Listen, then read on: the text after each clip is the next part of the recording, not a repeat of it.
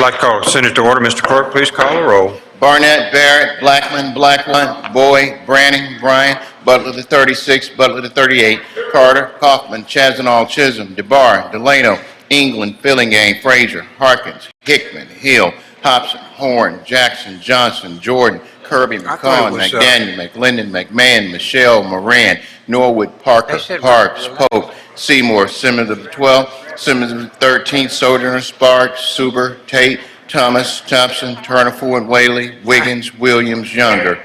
Mr. President, a quorum is present. Thank you, Mr. Clerk. Will the senators and guests in the gallery please rise for the invocation given by Senator Sparks, followed by the Pledge of Allegiance led by Senator Branning. Senator Sparks. Thank you, Mr. President.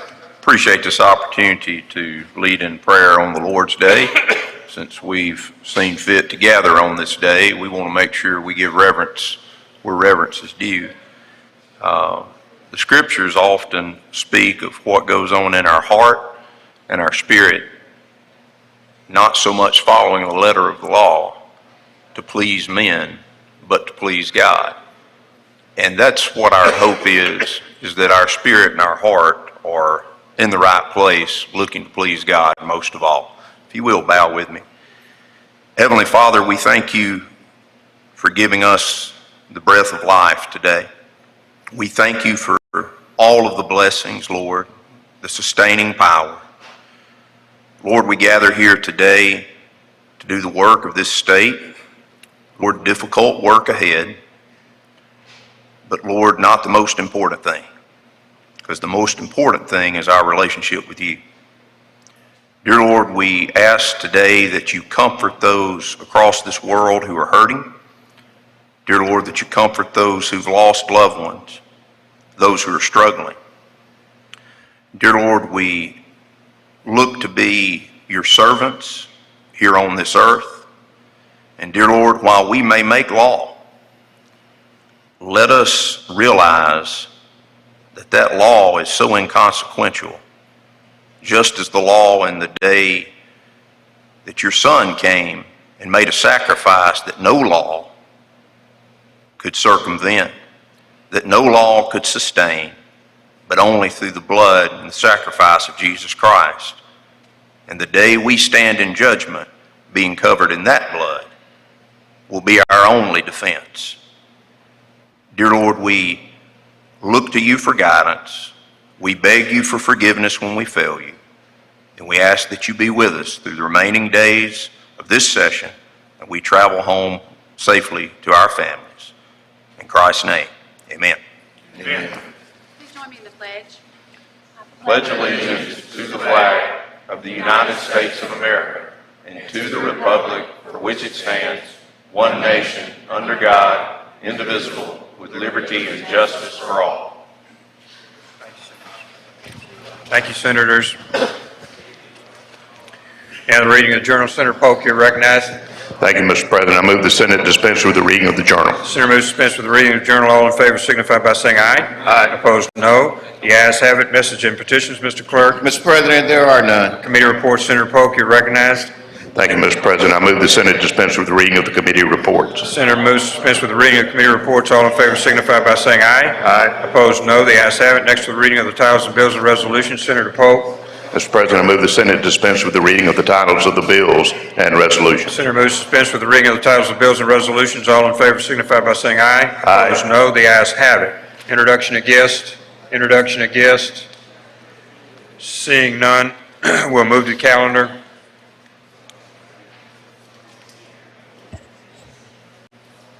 Kirby, pass. 1 through 32 retain their place on the calendar. Oakland private, pass, Senator. Motion to reconsider. Motion to reconsider, anyone? Stays on the calendar, Senator Hobson. Senator Hobson, you're recognized. We're on 48, sir. Thank you, Mr. President. I move that we take up items 48 through 56 in block. 48 through 56 in block. Anyone wish to remove one? Seeing none, in block is granted. Please proceed. I would ask the titles be read. Mr. Clerk, please read the title. House Bill number 764, Mississippi Healthcare Workers Retention Act of 2022, create. House Bill number 778, appropriation additional DPS from Death Benefits Trust Fund to pay benefits covered under First Responder Act.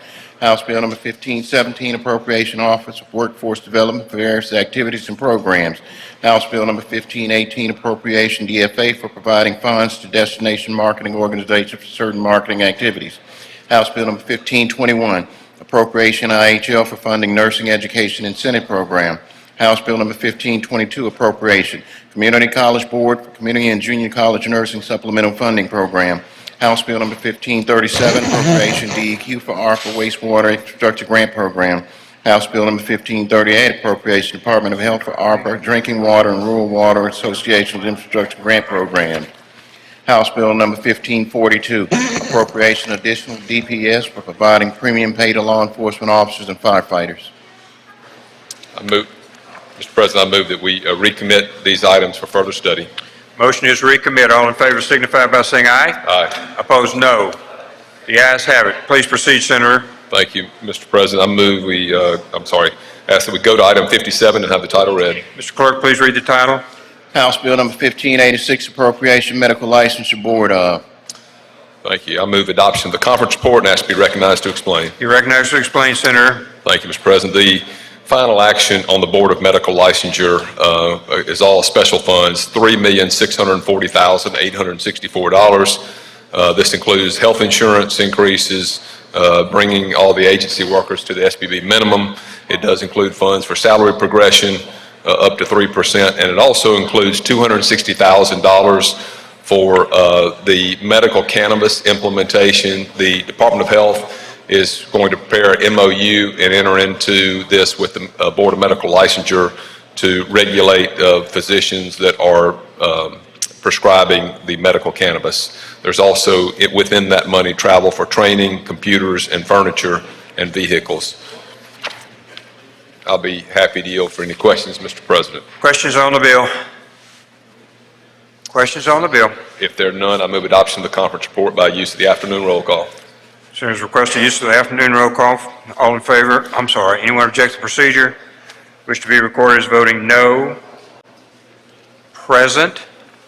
Seeing none, the bill passes. Senator, you're recognized. We're on 58. Ask to go to item 58 and have the title read. Mr. Clerk, please read the title. House Bill number 1587, appropriation Nursing Board. I move adoption of the conference report and ask to be recognized to explain. You're recognized, Senator. Thank you. The final action on the Board of Nursing, again, all special funds, is $5,142,358. This includes health insurance, restoring the vacancies in the board. This also includes the same medical cannabis implementation language for the Board of Nursing that the Department of Health will enter into an MOU with the Board of Nursing for regulation of the nurses that are prescribing, nurse practitioners that are prescribing cannabis. We also funded a new court reporter position within the board.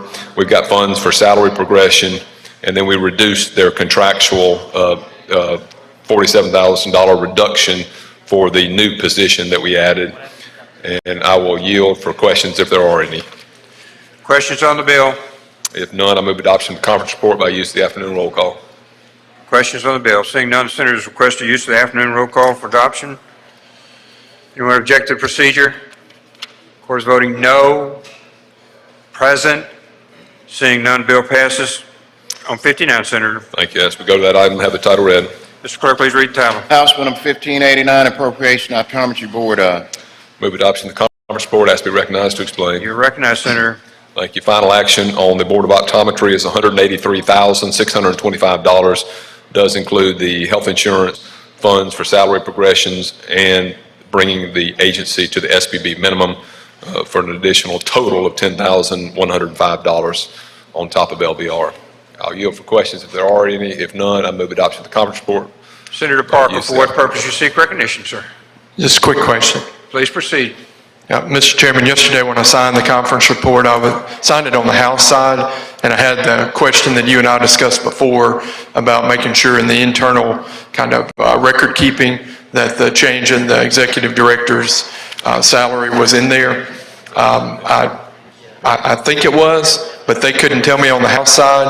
at the late hour. Yeah, so just wanted to make sure that that salary change is in the, not in the bill itself, but within the internal record keeping. Thank you. Corbin advises they reached the maximum, that salary was the maximum they could get under the SBB minimum. So that's where they are. That's the 8750, I'm sorry, the 1247 of the SBB minimum plus the 8750 for salary progression. So I don't know what the total number was on that director, the total salary. If I remember correctly, I want to say it was 79,625. Yeah, was the number I remember. I don't have that specific data on this worksheet. So I can find that out, and before the day is done, if we need to hold it, we can, but I think. That'd be good. And again, I don't think, it doesn't have anything to do with the dollar amount in the bill. I just want to be sure that what we talked about with the State Personnel Board and the other parties and the email train that I have on that is going to be that I signed it in understanding with the House that they felt like that was there, but again, yesterday was it's a crazy time for us. I'd just like to be sure. Sure, we'll double check on that, but it is at the SBB max for that position. So I don't think we, without doing something unique to them, it wouldn't be over that maximum amount for that position. You follow that within the SBB realm, that executive director was at the SBB max on that. And I'll get the number for you. Okay, and I guess I'm confused by that because of what we had discussed on the statute and how within the statute that salary had some different kind of circumstances on it. And again, I'll be glad to talk to you after on this. I know we're all working on a lot of different things. That's fine, and if it's something that it's a. But I thought we had an understanding on it, and I want to be sure that if there's a misunderstanding, that I'm not, put in the middle of something that. My recollection of it when our previous discussions was that the board had the flexibility to go up to that certain amount, and this gives them the flexibility to go up to that top amount for the executive director. And whatever that number is, it is. It's not going to matter what we, whatever it is, but I think it is that 70-something thousand. Yeah, and I think it is too, but I'll verify. I just want to be sure, because since it's gone, then, you know how it is. Yep. But thanks, Mr. Chairman. Thank you, Senator Parker. Questions, Senator Kirby?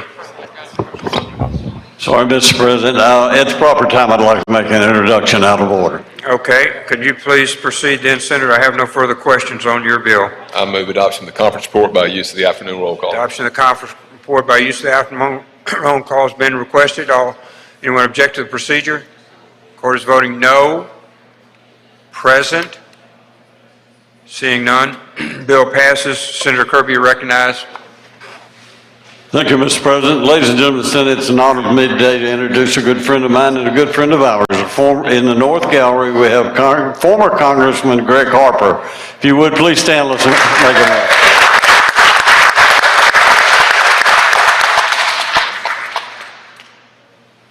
Good to have you here, Greg. Thank you very much for your service to Mississippi for a decade. Okay, Senator, we're back to you. Thank you, Mr. President. I ask that we take up items 60 through 68 in block. 60 through 68 in black. Anyone wish to remove one of those? Object to the procedure? Seeing none, 60 through 68 in black. All in favor signify by saying aye. Aye. Opposed, no.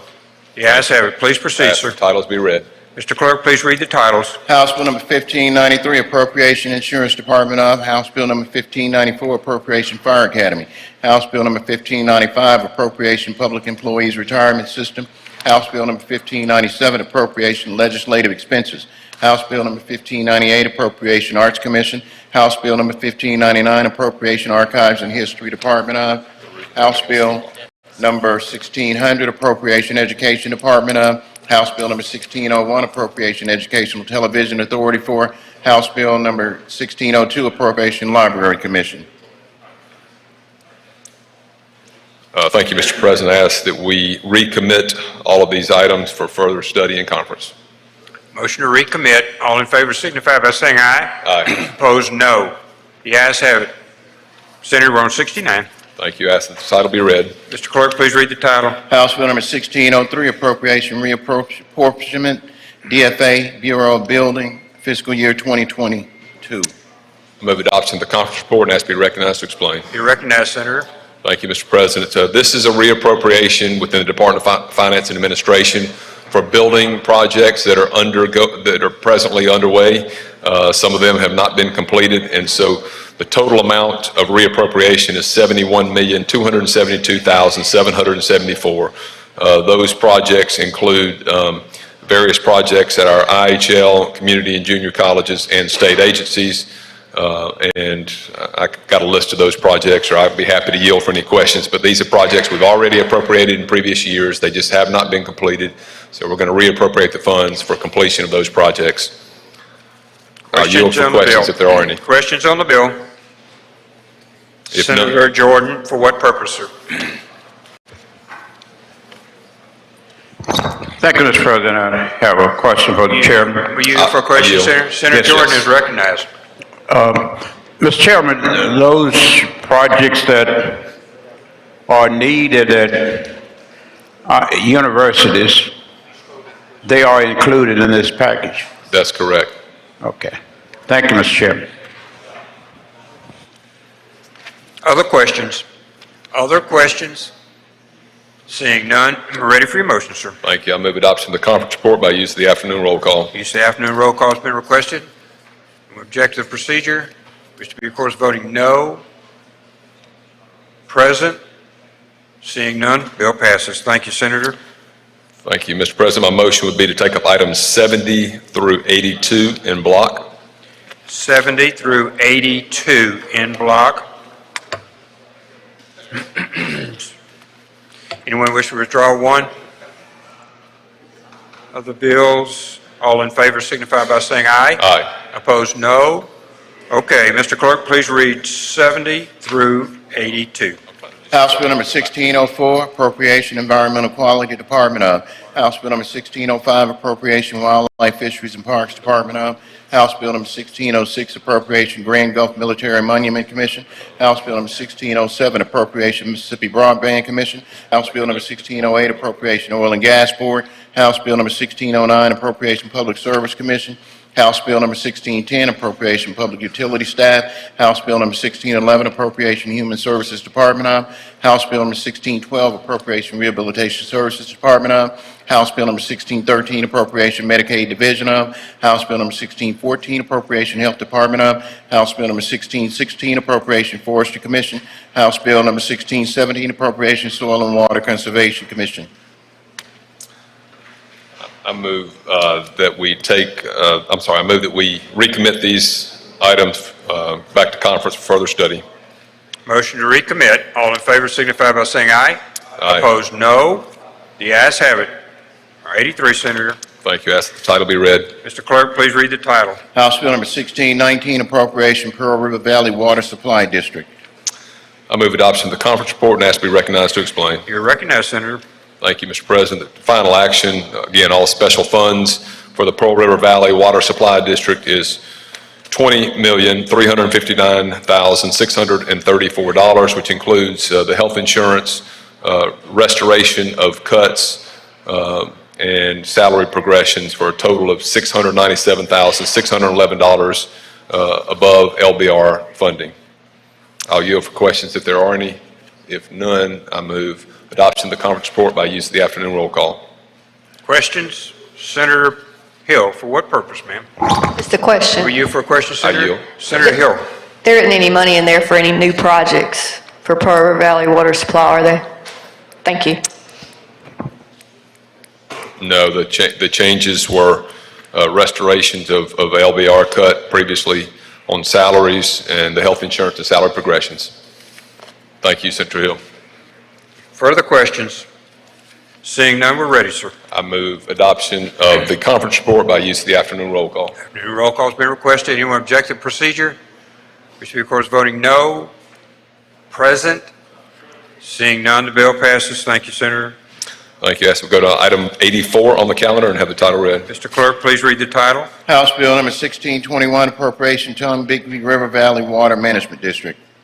I move adoption of the conference report and ask to be recognized to explain. You're recognized to explain. Thank you, Mr. President. Final action, on the Tom Bigby River Valley Water Management District is $8,978,033. This is all special funds. It includes $200,000 in federal funds. It does increase the health insurance. It restores an LBR cut on salaries. It restores a vacancy in the agency, and it gives the standard salary progression increases for a total of $186,207 above LBR funding. I'll yield for questions if there are any. Questions on the bill? Seeing none? If none, I move adoption of the conference report by use of the afternoon roll call. Afternoon roll call has been requested. Anyone object to the procedure? Which will be recorded as voting no. Present. Seeing none, the bill passes. Thank you, Senator. Thank you, Mr. President. I ask to go to item 85.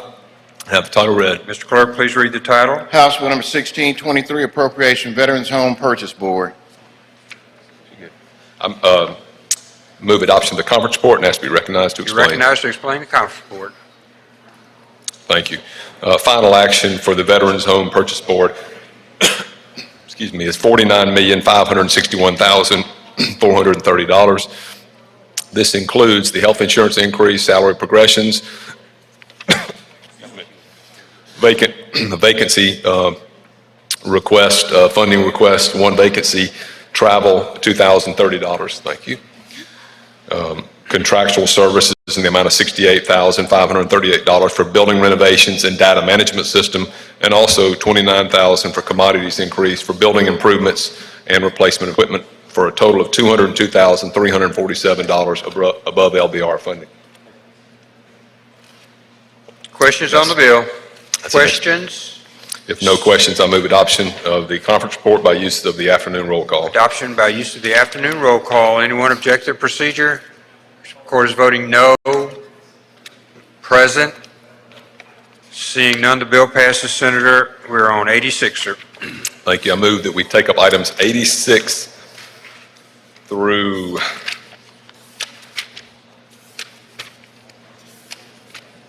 141 in block. 86 through 141. Does anyone wish to remove one? You'll be glad. All in favor signify by saying aye. Aye. Opposed, no. The ayes have it. Please proceed, Senator. Thank you. I move that titles be read. I ask the titles be Clerk, read. please read the titles. House Bill number 1624, Appropriation Marine Resources Department of. House Bill number 1625, Appropriation District Attorneys and Staff. House Bill number 1626, Appropriation Capital Post-Conviction Counsel Office of. House Bill number 1627, Appropriation State Public Defender Office of. House Bill number 1628, Appropriation Supreme Court Court of Appeals and Trial Judges Services. House Bill number 1629, Appropriation Attorney General. House Bill number 1630, Appropriation Transportation Department of. House Bill number 1631. House Bill number 1664, Appropriation DFA, Office of Insurance for State and School Employees Life and Health Insurance Plan. House Bill number 1665, Appropriation DFA, Bureau of Building for projects at agencies, institutions, and colleges. House Bill number Senate Bill number 2862, Appropriation Child Protective Services Department of ARPA funds. Senate Bill number 2863, Appropriation Mississippi Emergency Management Agency ARPA funds. Senate Bill number 2864, Appropriation National Guard ARPA funds. Senate Bill number 2865, Appropriation Mental Health Department of ARPA funds. Senate Bill number 3002, Appropriation IHL General Support. Senate Bill number 3003, Appropriation IHL Subsidiary Programs.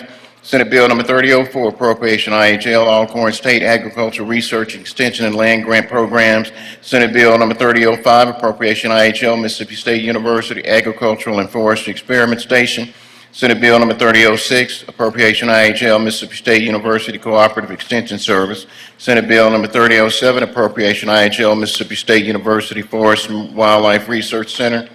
Senate Bill number 3008, appropriation IHL Mississippi State University Veterinary Medicine College of, Senate Bill number 3009, appropriation IHL Student Financial Aid, Senate Bill number 3010, appropriation IHL University of Mississippi Medical Center, Senate Bill number 3011, appropriation Community and Junior Colleges Board Administrative Expenses, Senate Bill number 3012, appropriation Community and Junior Colleges Board Support for Community and Junior Colleges, Senate Bill number 3013, appropriation Corrections Department of, Senate Bill number 3014, appropriation Public Safety Department of, Senate Bill number 3015, appropriation Agriculture and Commerce Department of, Senate Bill number 3016, appropriation Fair and Coliseum Commission Livestock Shows, Senate Bill number 3017, appropriation Animal Health Board of, Senate Bill number 3018, appropriation Emergency Management Agency, Senate Bill number 3019, appropriation Military Department, Senate Bill number 3020, appropriation Veterans Affairs Board and Homes, Senate Bill number 3021, appropriation Ethics Commission, Senate Bill number 3022, appropriation Judicial Performance Commission, Senate Bill number 3023, appropriation Employment Security Department of, Senate Bill number 3024, appropriation Revenue Department of, Senate Bill number 3025, appropriation Tax Appeals Board, Senate Bill number 3026, appropriation Workers' Compensation Commission, Senate Bill number 3027, appropriation Mental Health Department of, Senate Bill number 3028, appropriation Transportation Department of, State Aid Road Construction Office of, Senate Bill number 3029, appropriation Tennessee Tom-Bigby Waterway Development Authority, Senate Bill number 3034, appropriation Pharmacy Board of, Senate Bill number 3038, appropriation Gaming Commission, Senate Bill number 3043, appropriation Audit Department of, Senate Bill number 3044, appropriation Banking and Consumer Finance Department of, Senate Bill number 3045, appropriation Finance and Administration Department of, Senate Bill number 3046, appropriation Governor's Office and Mansion, Senate Bill number 3047, appropriation Information Technology Services Department of, Senate Bill number 3048, appropriation Development Authority, Mississippi, Senate Bill number 3049, appropriation Gulf Coast Restoration Funds to the Mississippi Development Authority, Senate Bill number 3051, appropriation Personnel Board, Senate Bill number 3052, appropriation Secretary of State, Senate Bill number 3053, appropriation Treasurer's Office, Senate Bill number 3054, appropriation Debt Service General Obligation. Thank you, Mr. Clerk. Senator? I move that we recommit these items for further study and conference. Questions on Senator Michelle? For what purpose, sir? A question, please, Mr. President. Will you, Senator? I yield. Senator Michelle, you're recognized. Thank you. Senator Hobson, item 95, which deals with DFA, and then there's some community college appropriation bills. We had significant damage at Holmes Community College last week in Goodman. Would one of those be the appropriate place maybe to help them out, or would we be looking at a capital expense fund? Well, they would be the appropriate bills for assistance. Now, which funds, capital expense or general funds, would be part of that bill. So yes, it would be this vehicle. These are all going back for further conference. You know, every one of these bills we're recommitting today was the proverbial dummy bill because the deadline, just unable to get the work done with the House on that. So we're in discussions right now on what we're going to do with each of these. So I have heard about some damages at homes, and we'll certainly take a look at that. I do want to visit with their president to see what insurance is available through IHL, and we'll take a look at that. Do you think 95, I'm just going to try to keep an eye on it, would item 95, Bill 1665 probably be the most appropriate place to keep an eye out for that? Either that or through the community college support budget. Thank you very much. They did have significant damage. Thank you. Thank you, Senator Michelle. Any other questions? Any other questions? Seeing none, Senator, we're ready. I think my motion was just recommit all of these for further study and conference. Recommit. All in favor signify by saying aye. Aye. Opposed, no. The ayes have it, Senator. We're on 142, sir. Thank you, Mr. President. I ask that we go to that item and have the title read. Mr. Clerk, please read the title. Senate Bill 3055, appropriations, additional appropriations for various state agencies. I move adoption of the conference report and ask to be recognized to explain. You're recognized to explain, sir. Thank you, Mr. President. This is the appropriations, the deficit appropriations we've been through at least twice, if not three times already. There are a couple of additions to it. We had one other addition on a claimant for the compensation for wrongfully incarcerated claimants, which includes the the annual payment along with the statutory attorney's fees. Actually, we had two of those for compensation along with the statutory attorney's fees. And then we also had the only other things that we have not already passed included $103,113 in capital expense funds for the State Veterans Affairs Board for paying their ACA penalty that some of our agencies have had to pay for not offering health insurance, $865,000 in capital expense funds to the State Department of Health for legal expenses related to litigation on the Jackson water system issues, and then $4,576,323 in capital expense funds, which will go to MEMA to plus up their disaster trust fund. I'll yield for questions, Mr. President. Questions?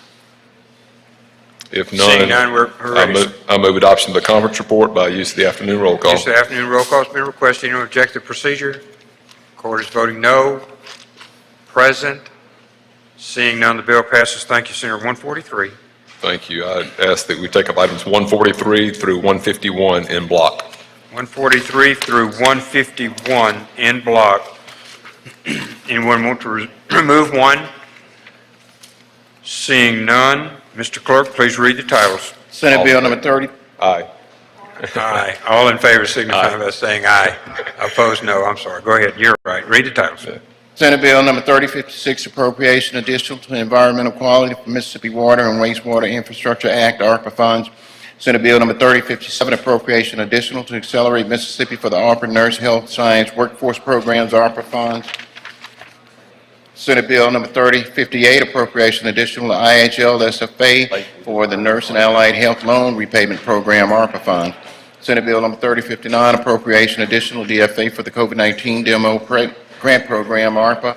Senate Bill number 3060, appropriation additional Health Department for the COVID-19 hospital capacity program and operations, ARPA funds. Senate Bill number 3061, appropriation additional to Public Safety Department of coronavirus death benefits, ARPA funds. Senate Bill number 3062, appropriation additional to DFA, Bureau of Billings, ARPA funds. Senate Bill number 3063, appropriation additional to Public Safety Department of operations, ARPA funds. Senate Bill number 3064, appropriation additional DFA for the MAICU grant program, ARPA funds. I move that we recommit these items to conference for further study. Questions? Questions? Seeing none. Senators requested Senators requested recommit. Yeah. All in favor signify by saying aye. Aye. Opposed, no. The ayes have it, Senator. Thank you, Senator Hobson. I know you're working really hard this weekend. We appreciate all your work. Go to Senator Kirby.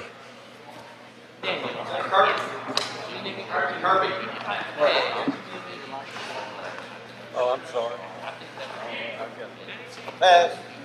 Okay. Senator Kirby, you have some meetings scheduled, I believe, Senator. Oh. We're at announcements. Sorry, Senator. Yes, sir. Thank you, Mr. President. I would like to announce a couple meetings. Of course, we have the subcommittee for reapportionment in room 216 at 3:30, and then there'll also be a joint reapportionment meeting at 5 today in room 216 also. Thank you. 216, Mr. Clerk. Okay, any other announcements? Any other announcements? Okay, seeing none, Senator Polk, you're recognized. Thank you, Mr. President. I move the Senate stand in recess until 4 p.m. today. All in favor signify by saying aye. Opposed, no. The ayes have it.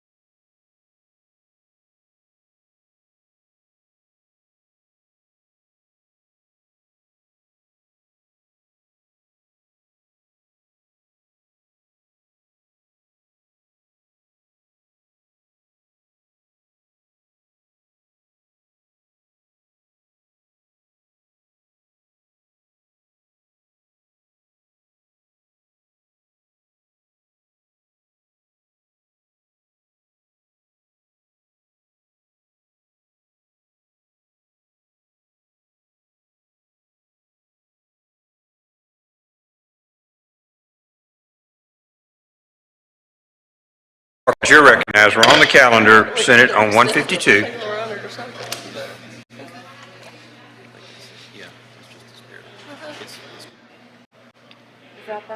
Yes, that's it.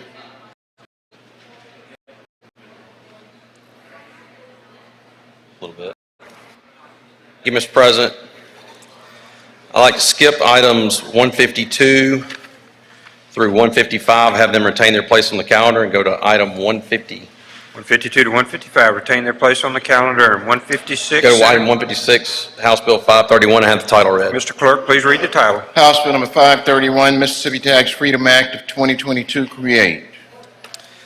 Mr. President, thank you. Ladies and gentlemen of the Senate, this is the conference report for the income tax bill that we've been working on. The conference report basically outlines the way the income tax cut will go. It's over a 4-year period. The first year we eliminate the 4% bracket. Do we have a handout? Pass the handout. We've got a handout ready. I think we'll try to get it handed out to everybody. It cuts the 4% bracket out the first year for $185 million. The second year, it reduces the marginal tax rate of 5% to 4.7%. In the third year, it lowers it from 4.7% to 4.4%. And in the fourth year, it lowers it from 4.4% to 4% for a flat 4% tax rate on personal income. The total recurring revenue is about $524 million over the 4-year period. And that is an explanation of the conference report. I'll yield for any questions. Okay. Senator Butler, for what purpose you seek recognition? Question, Mr. President. You yield, Senator? I do. Senator Butler, you're recognized. Thank you, Mr. President. Senator Hawkins, is there a pass out or something? I hadn't seen anything. Yeah. One moment, Senator Hawkins. Let's let him finish handing out real quick so everybody has it before him. It's up on the screen, Senators, if you'd like to see it on the screen. Okay, Senator Hawkins, what's the difference in this versus the last one we put up there? Well, this one is essentially eliminating the 4% bracket on that, the first If you remember in 2016, we cut the 3% tax bracket on the first $5,000 of taxable income. So you have your exemptions and your deductions, and then everything over that, first $5,000 was taxed at 3%. We've wiped that out. The next $5,000 from $5,000 to $10,000 is taxed at 4%. We're eliminating that tax bracket on the 4% on that $5,000. So that will take it up to $10,000 you don't pay any income tax on. And then the second year, we bring the 5% tax rate from 5 to 4.7%. The third year, we take it from 4.7 to 4.4%. And the last year, we take it from 4.4 to 4%. We'll have a flat 4% tax rate in the state of Mississippi. Okay, so on this handout, you said the 5% to 4.7, that's $101,743 million that would come out of the budget for that year? Yes. I'm reading it correct? Mm-hmm. And then the next one will be $203 million. That's a combination of the year before and 2025.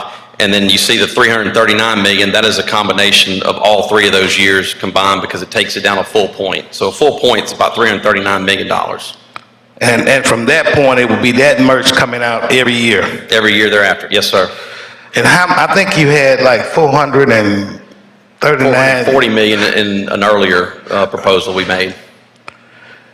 Okay, so this does not do anything with sales tax? No, there's no sales tax and no triggers. This is just a straight tax cut. Every year, it's clear and defined what is taking place.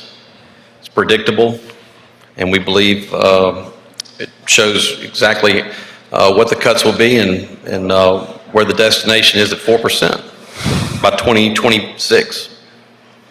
Thank you, Senator Harkin. Thank you, Mr. President. Thank you. Thank you, Senator. Senator Barrett. Senator Barrett, for what purpose, sir? Question. Would you yield for a question, Senator?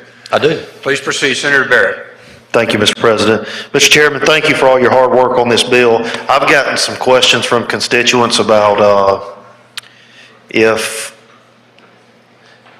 teacher pay raise will go into effect. I mean, they're just concerns from local constituents, and I've assured them that you've worked hard with other members of both houses. So if you attended the JLBC meeting, we revised the estimate to where it's about $6.9 billion. Our budget, I think, the appropriations chairman will get through that in the next day or so, but I think we're looking around 6.3, 6.4, and that includes the teacher pay raise.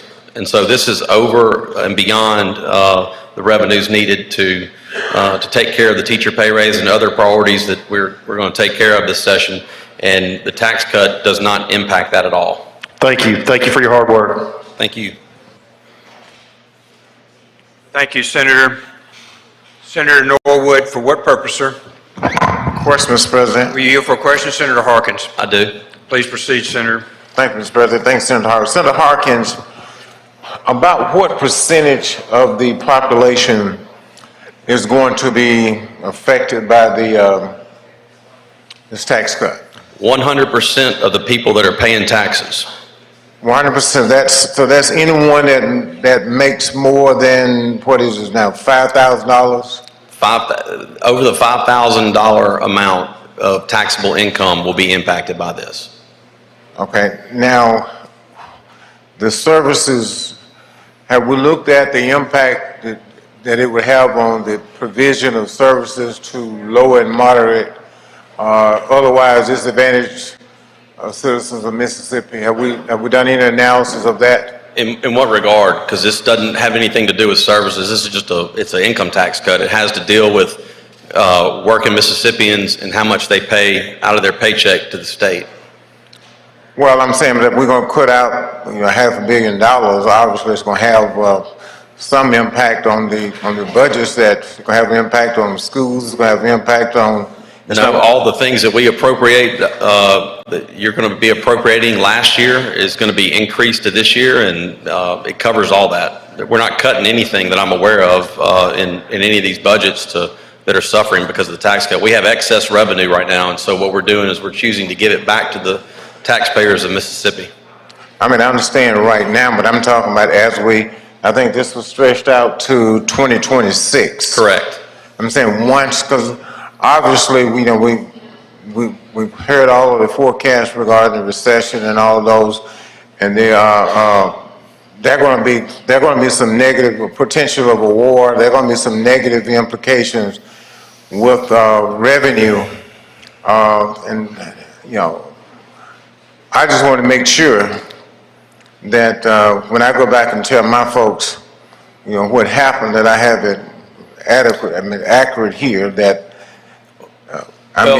Senator, I don't know if you were able to attend the JLBC, but our state economist, we rely on, our state economist, our legislative budget office, Department of Revenue, they make up the legislative, our revenue estimating committee. And one of the things he talked about in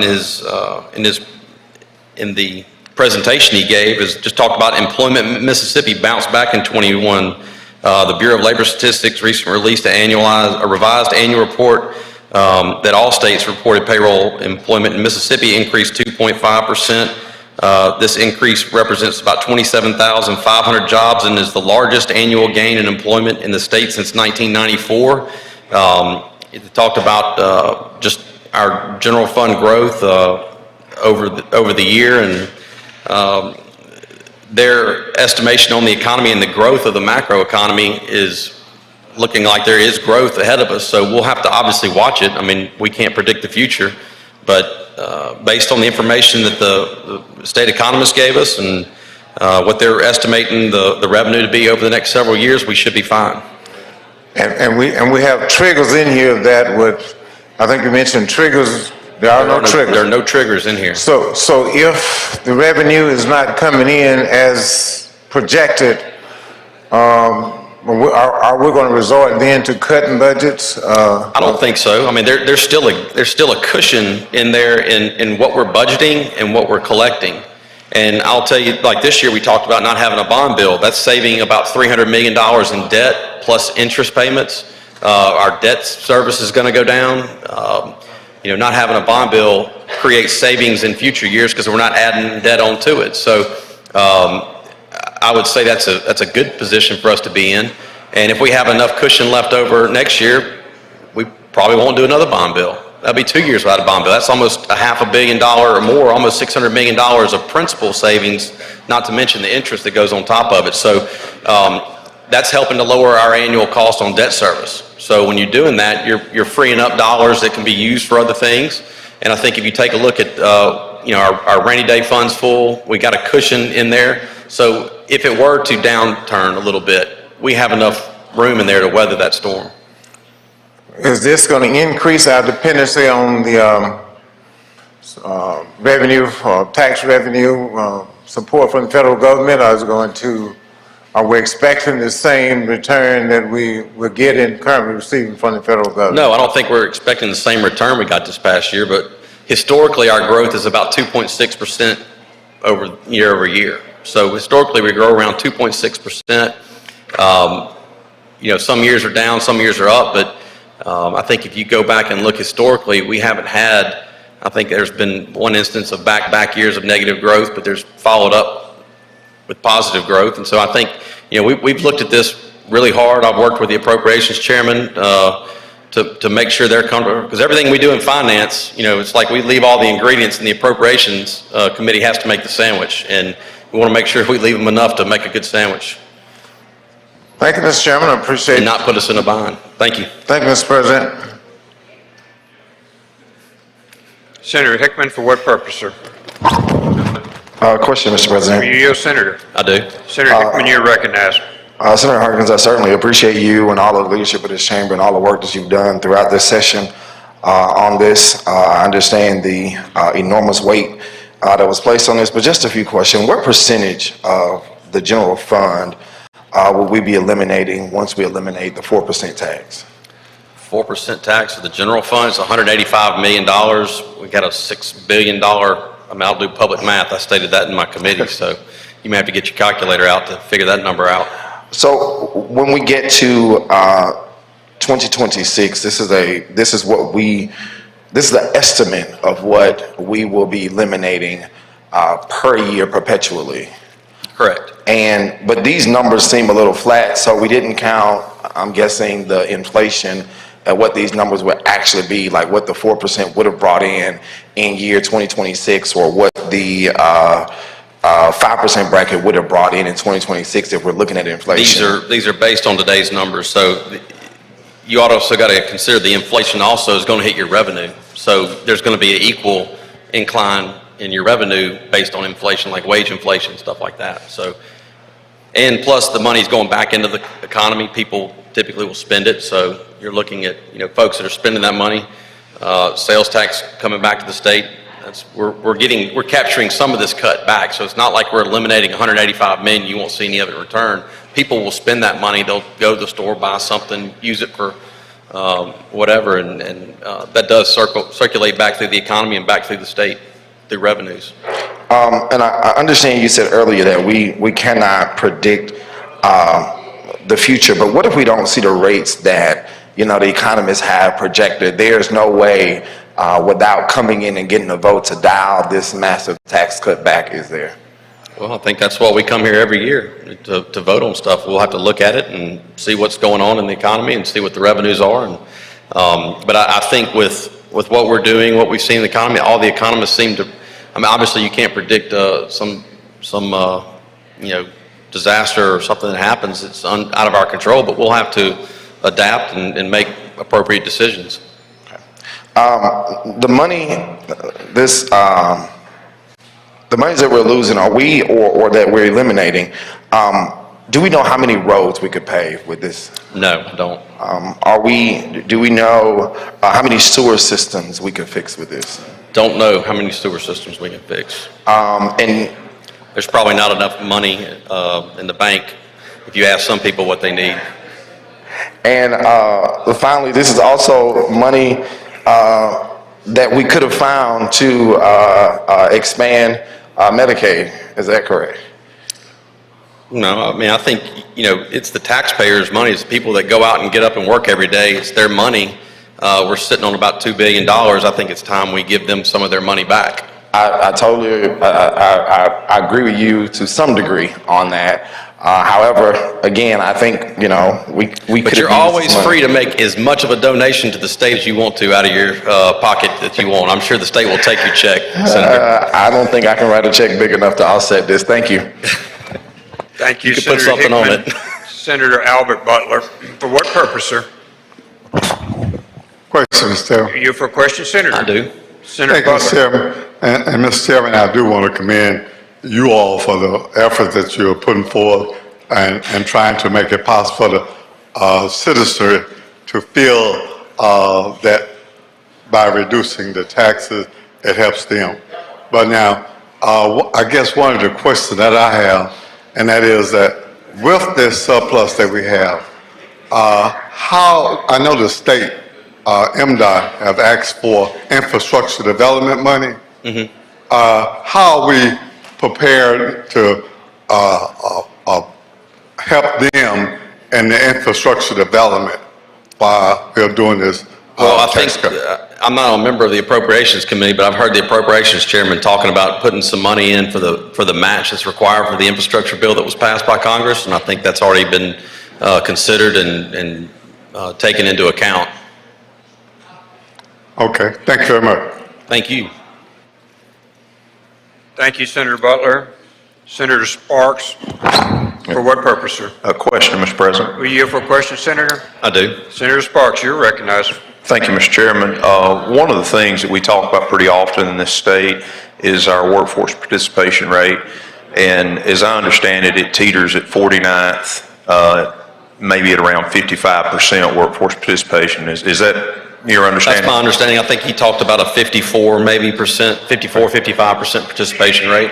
And if I'm not mistaken, at one time, I think maybe a point move in workforce participation meant about 30,000 people being employed. I may be off on that number, but with this plan, we actually make the first, considering we have a $16,000 exemption, the 3% was a $5,000 bracket, the 4% is a $5,000 bracket. The first $16,000 somebody makes in the state of Mississippi will be Mississippi state income tax free. Is that correct? Well, if you're married filing jointly, it would be, I think it's 26. It would double that. Yeah, but it would be single, but yes. Right. And this, as we try to work on workforce training and we try to get people into the job market, them being able to keep more of their wages is a positive push into getting into the workforce. Was that part of our consideration? I would believe so, yes. Okay, thank you. Thank you for your work on this bill. Thank you. Thank you, Senator. Senator Jordan, for what purpose you seek recognition, sir? I have a question, You have a Mr. question, President. Senator? I do. Senator Jordan, you're recognized. Thank you, Mr. President. Mr. Chairman, over a 3-year period of time, $524,100,000 be taken out of the general fund. I couldn't hear your question, sir. I'd say after 3 years, 2026, a total amount of $524,100,000 be taken out of the general fund. That's after 4 years. Yes, sir. That's 4 years. What are you going to replace that hole with? Well, we're going to seeing how we're budgeting 6.3 and we're going to take in over 7 billion, I think that leaves a little room for a cut. Are you sure you're going to take in 6 billion? Yeah, we're already, I'm not sure what the number is right now on the revenue.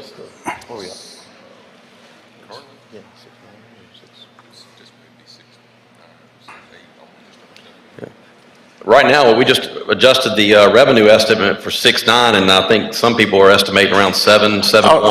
Oh, these estimations, not factual. It's factual that we're, I think, at least going to take in 6.9 this year, yes. But what happened if it doesn't happen? Where would we be then? Somebody would have robbed the state of some money, because I think we're pretty close to it right now.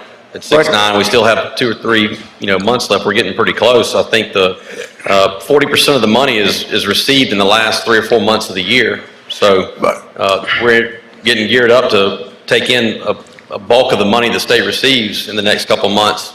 You mean federal dollars? No, I mean state dollars. Your taxes are due in April. Yeah. But if we can't get what needs to be done in the process, and we give the money back to the citizens, then you can't get done what they need, mostly, then what have we accomplished? What I'm worried about, we're digging a hole that we may not be able to fulfill, and we may not be able to carry on business for the people whom we're giving money back to at this time. Senator, we took in $1 billion extra last year. We're on pace to take in almost $1 billion this year. And that's, I believe that leaves plenty of room for us not only to invest in our state, but to give the taxpayers, the people that get up and go to work and earn the money, a little bit of their money back. Well, we all get up and go to work, but I don't want to do anything that's going to hurt us. Well, I think this is, we're not jumping off the cliff. We're taking some steps, and it's 4 years, so it's not an extended period of time. It's we'll be able to come back in 4 years and look and see where we are.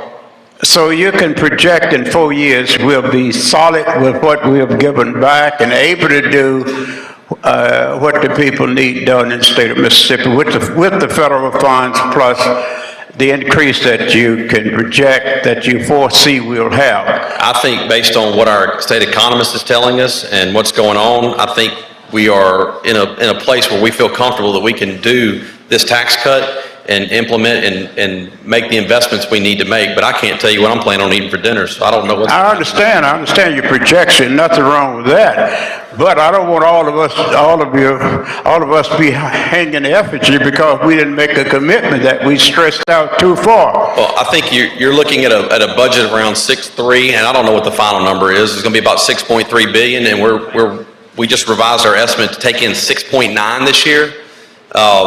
If you look historically at what our state grows year over year, it's around 2.6%. So if we grow just say we grow at 1% from this year's number and we budget 6.3, there'll be a lot of money left over next year that we'll be able to do capital expense without having to borrow money and lowering our state debt. I think that's a good thing. And this will not affect our educational system? Nope. At all? No, sir. Can I hold you to that? Yes, sir. We're making the teacher pay increase is included in that number at 6.3 number, so they're going to get paid. All right. Take you at your word. Thank you. Okay, thank you, Senator Jordan. Senator Simmons, for what purpose you seek recognition, sir? Question, Mr. President. Are you for a question, Senator? I do. Senator Simmons, you're recognized. Thank you, Mr. President. Thank you, Senator, for yielding. I'm sorry I didn't hear the beginning of your presentation, Chairman Harkins. And I guess my first question would be, what happened with the earlier proposals that contained the reduction of the grocery tax? They were not included in the final proposal. And any reason why in this proposal we are not giving any consideration to those Mississippians across the state that have been denied from proposals in the House and the Senate every year to eliminate the grocery tax? Just it was decided to focus the money on income, on working Mississippians, and try to give back some money to the folks that are out there working every day.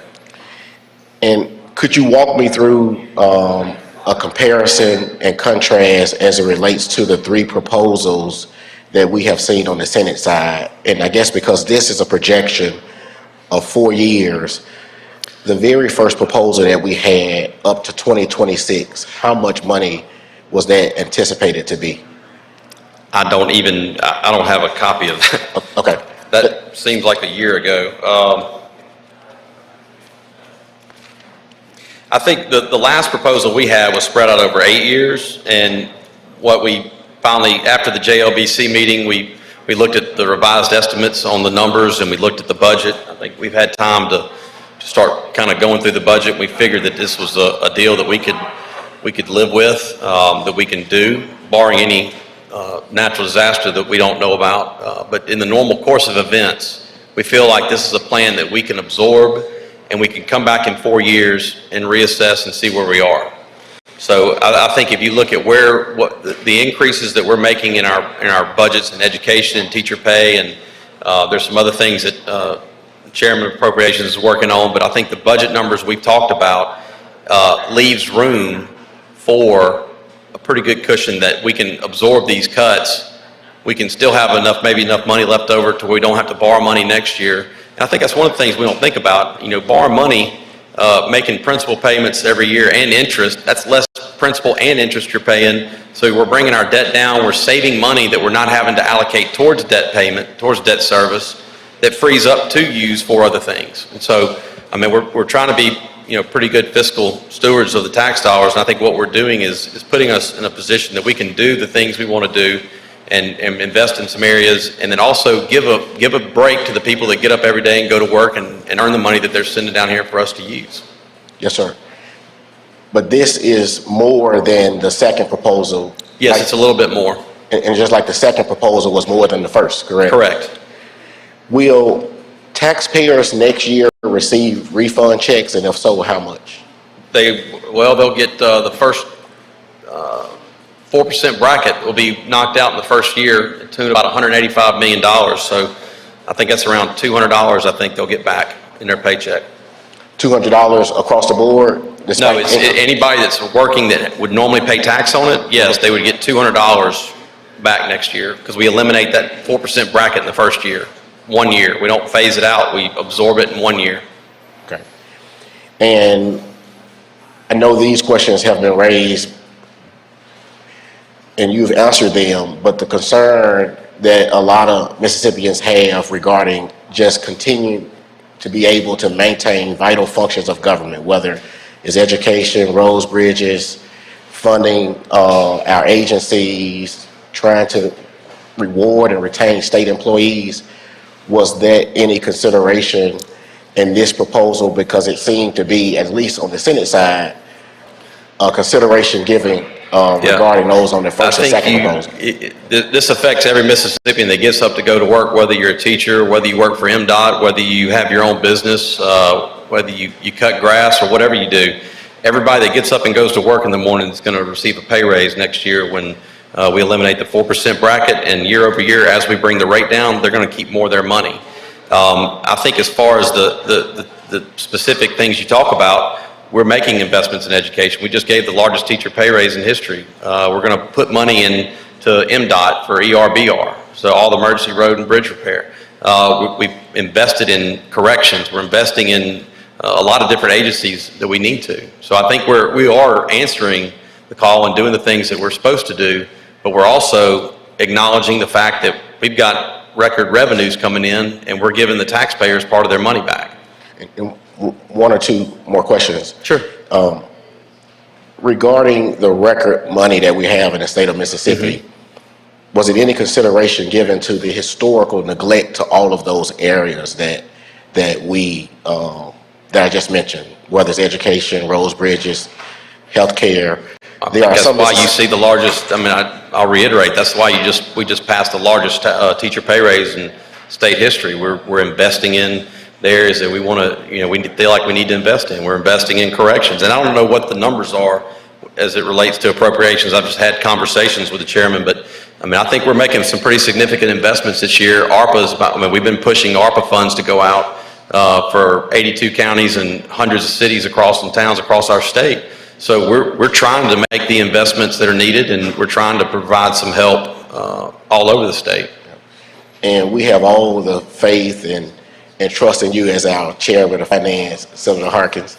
And my last question would be, because I know in going through this process, you looked at models all across the country.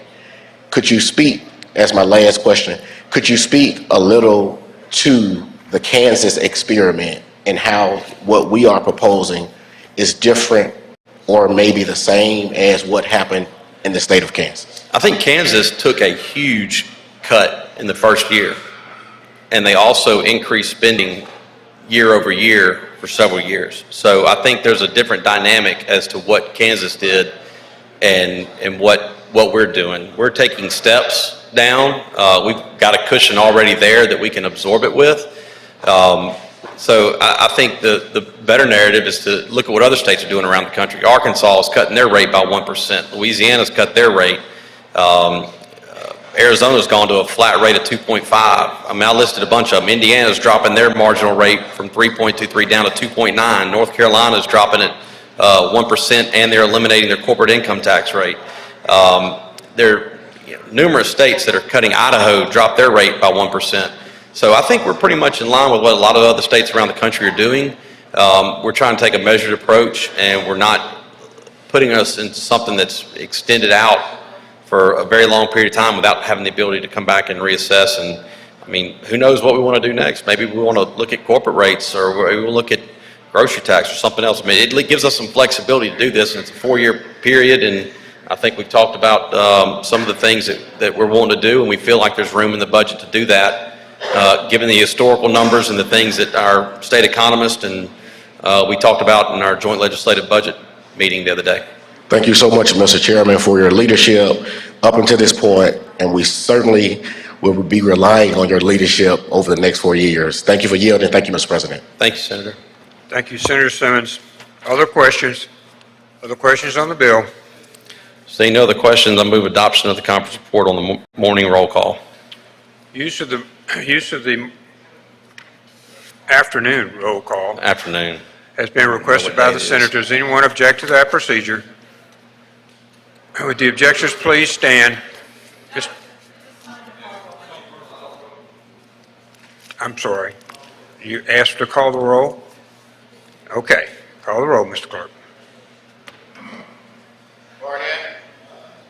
Barrett. Blackman. Blackwell. Blunt. Boyd. Branning. Bryan. Butler to 36. Butler to 38.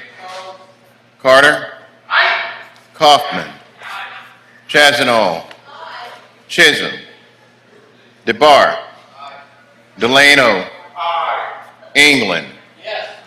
Fillingham. Frazier. Harkins. Aye. Hickman. Hill. Hobson. Horn. Jackson. Johnson. Jordan. Kirby. McCollum. McDaniel. McLendon. McMahon. Michelle. Moran. Norwood. Parker. Parks. Polk. Seymour. Simmons of the 12th. Simmons of the 13th. Sojourner. Sparks. Suber.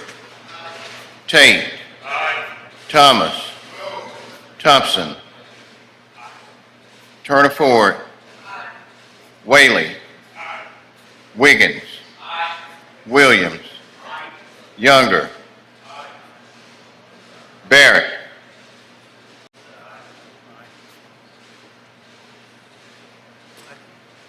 Blackwell. Chisholm. Horn. Jackson.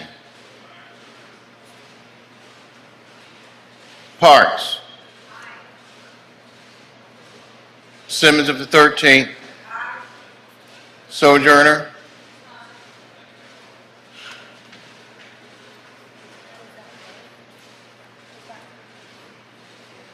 Voting yes or yay. Barnett, Barrett, Blackman, Blackwell, Bowie, Branning, Carter, Kaufman, Chazanall, Chisholm, DeBar, Delano, England, Fillingane, Harkins, Hill, Hobson, Jackson, Johnson, Kirby, McCollum, McDaniel, McLendon, McMahon, Michelle, Moran, Parker, Parks, Polk, Seymour, Simmons of the 13th, Sparks, Suber, Tate, Thompson, Turner Ford, Whaley, Wiggins, Williams, Younger. Voting no or nay. Blunt, Bryant, Butler to 36, Butler to 38, Frazier, Hickman, Jordan, Norwood, Simmons of the 12th, and Thomas.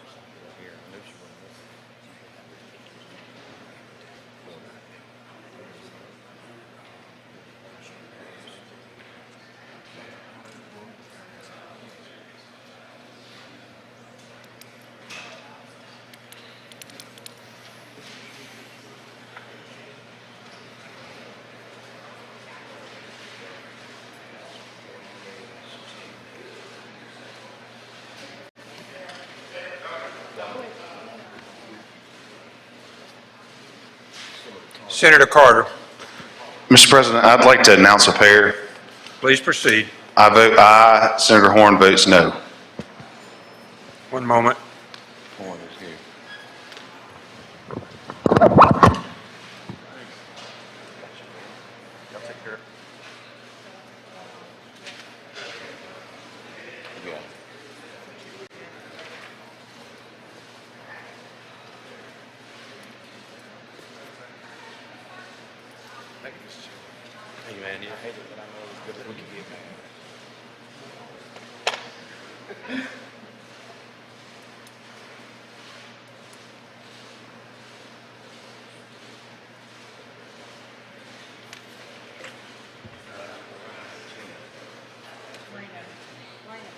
Yes, sir.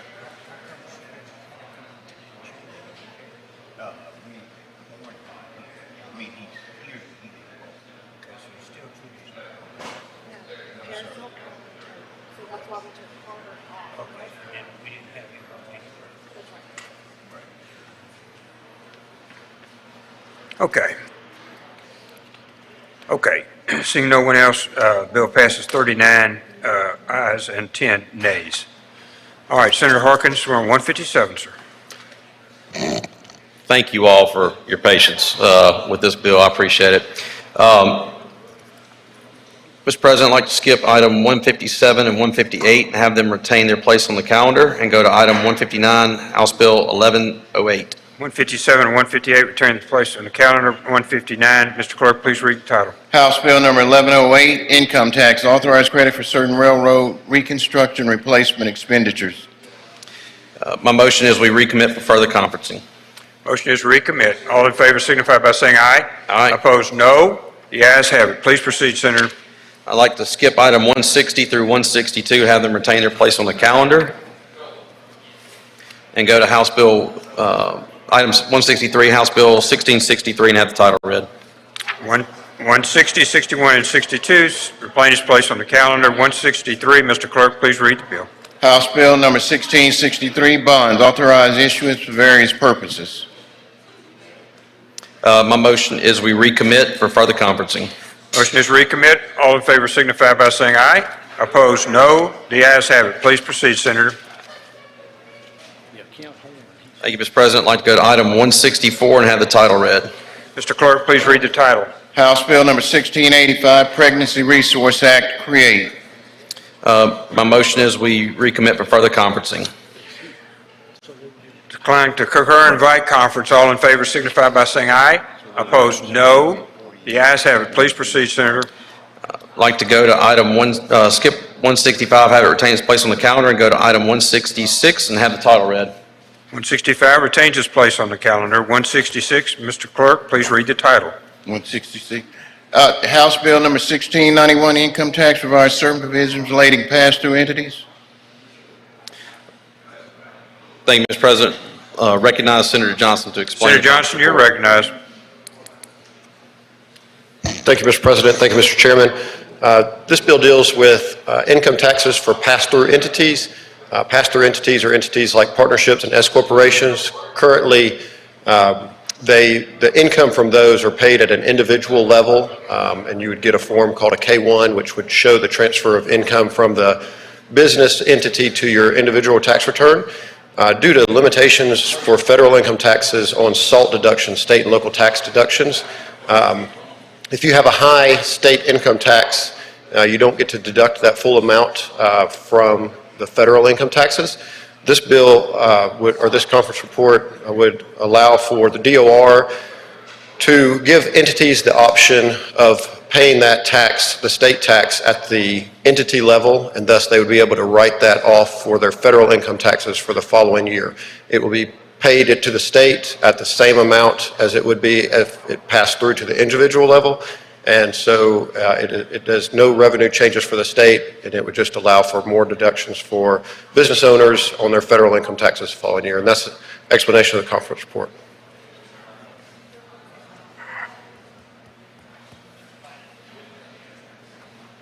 Thank you, Senator. Questions? Questions? Seeing none, Senator. Move adoption of the conference report using the afternoon roll call.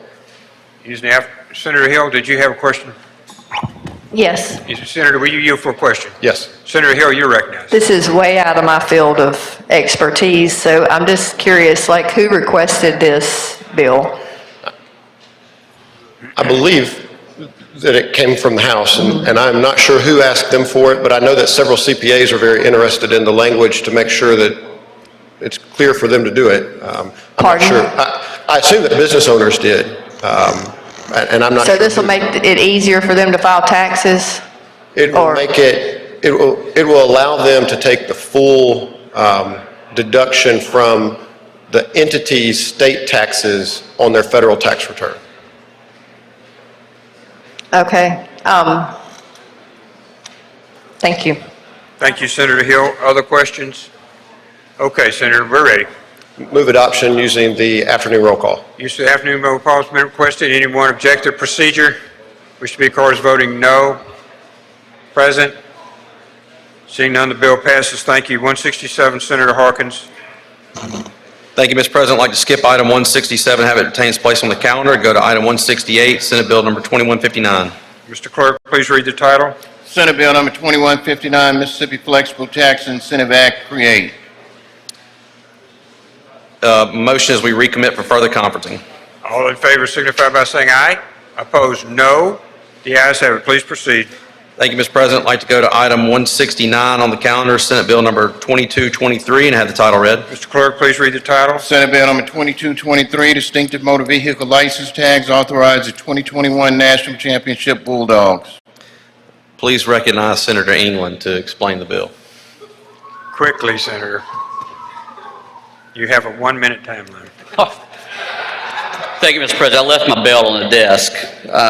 Ladies and gentlemen, this is the Mississippi State University Bulldogs National Championship distinctive automotive tag. I'm excited and proud to stand here and let you know that the chairman and your conferees, I think we hit a home run with this bill.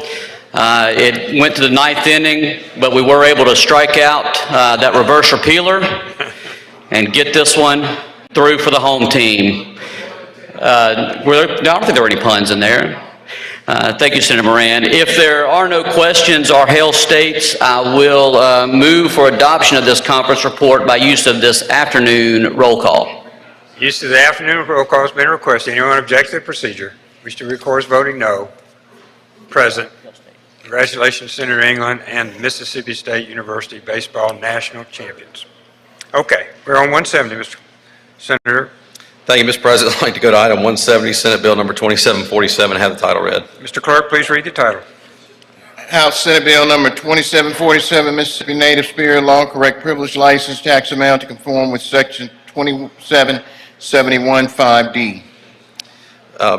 Thank you, Mr. President. I'd like to recognize Senator Chasnow to explain the bill. Senator Chasnow, you're recognized. Thank you, Mr. Chairman. Thank you, Mr. President. This bill is simply to clean up some confusion about the tax that is going to be levied on the native spirits. We passed this bill last year, and it just makes it conform with law.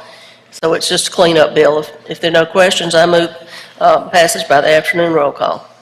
Adoption by the afternoon roll call. Questions on the bill? Senator Hill, for what purpose, ma'am? Question. You have a question, Senator Chasnow? Certainly. Senator Hill, you're recognized.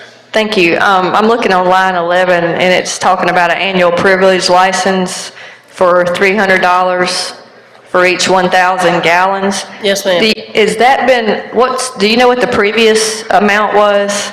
I cannot recall from last year, but this makes it conform with the state law. This council? Oh, it didn't exist, so this is a new license? It was supposed to get changed twice, and it only got changed in one place instead of two. Oh, so it just needed to get changed in another place in the code. Okay, thank you. If there are no further questions, adoption by the afternoon roll call, please. Questions? Seeing none, afternoon roll call has been requested. Anyone object to procedure? Wish to be recorded as voting no. Present. Seeing none, the bill passes. Thank you, Senator Chasnow. Senator, we're back on 171, sir. I'd like to skip item 172 through 174 and have them retain their place on the calendar. Is it 171, sir? I think it's 171, Senator. You had one at the bottom.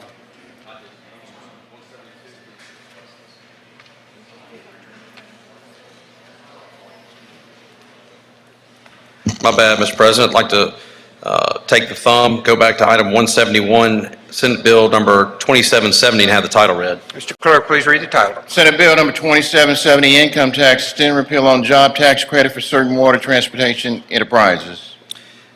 I'd like to recognize Senator Johnson to explain the bill. Senator Johnson, you're recognized. Thank you, Mr. President. Thank you, Mr. Chairman. This conference report just simply extends the repeal date for the job tax credit on certain water transportation enterprises. It extends it out 4 years to the year 2026. And the only reason it went to conference is there was a reverse repealer in it, and we took it out. And that's an explanation of the conference report. Questions? Seeing none, we're ready for your motion, Senator. Move adoption using the afternoon roll call. Use of the afternoon roll call has been requested. Anyone object to the procedure? Wish to record as voting no. Present. Seeing none, the bill passes. And Senator Harkins, pass and retain 172, 173, and 174. Thank you, Senator. Senator Polk, you're recognized. Thank you, Mr. President. Move the Senate stand in recess until 5:30. All in favor signify by saying aye. Opposed, no. The ayes have it.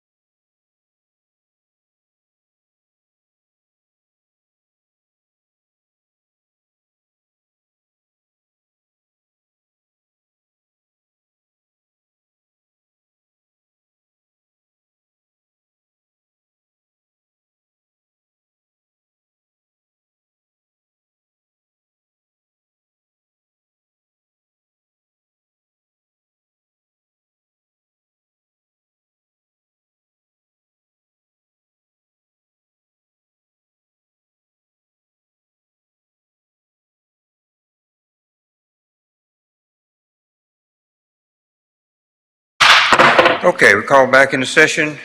Chairman McMahon.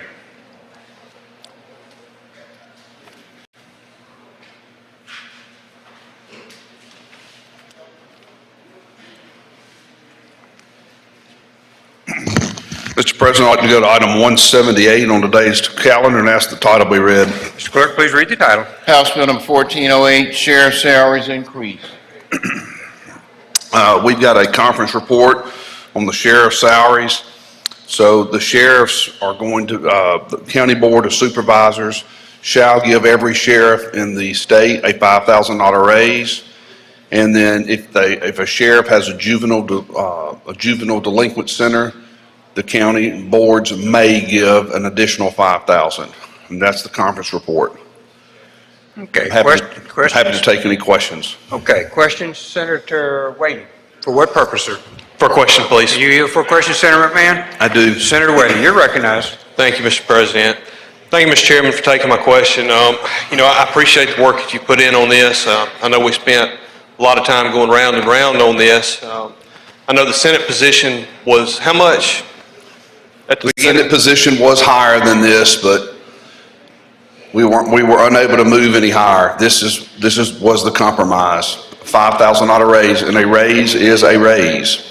Well, I do agree with you on the fact that a raise is a raise, but I did want to make it clear that there was an attempt for us to get this number higher.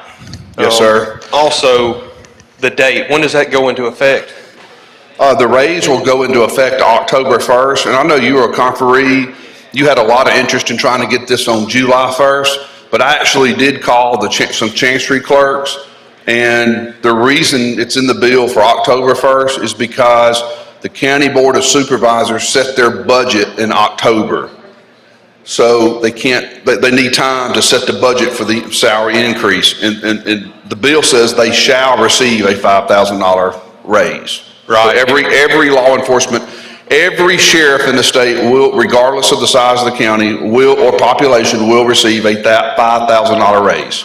Well, I appreciate that, and I just wanted to get a few of these questions out there. That way I was sure to have everything clear, and want to make sure everything was set right. Thank you. Okay. Thank you, Senator Whaley. Senator Hobson, for what purpose, sir? Questions, Mr. Are President? you for a question, Senator? I Senator do, Hobson, yes, you're sir. recognized. Thank you, Mr. President. Thank you, Mr. Chairman. When we passed this bill on the Senate floor, there was a provision there that changed the populations of the county population thresholds, because I think there were 6 or 8 sheriffs who had gotten no or almost no pay raise. Has that been stripped out of the bill, or is that still in the bill? Every sheriff will receive a $5,000 raise regardless of the population. Are you certain of that? Because I Yes. thought the language, Senator Polk had made that amendment. It was changed. Let me make sure I'm clear. You say it was changed, Senator Polk's amendment was changed, or Senator Polk's amendments in this conference report? The amounts listed include the $5,000 raise. Okay. So if your county lost population and you fell below a threshold, regardless, you get a $5,000 raise? That's correct. Okay. Thank you. Yes, sir. Thank you, Senator Hobson. Senator You went too Harkins, easy on Senator me, Harkins, Hobson. for what purpose, sir? Question? Are you for a question, Senator McMahon? I do. It's Senator Harkins, Senator McMahon. Oh, yes, sir. Please proceed, Senator Harkins. I just came into the room. So this is the sheriff pay raise. What was the amount in the original bill? The Senate position was a $6,000 raise, but the House wouldn't go any higher than $5,000, and we met with them multiple times. Was there an amendment in this one that also dealt with sheriffs that have responsibility juvenile detention centers supplement? Yes, sir. That was addressed. So the $5,000 salary raise is a shall. Every board shall increase the raise. If they have a juvenile detention center, they may get an additional $5,000. That's at the discretion of the board. Is that language in this bill? Yes, sir. So it's only, what line is that on? Senator Harkins, I left the bill on my desk. If you'd like me to get it, I'm happy to. Is it on your desk? Yes.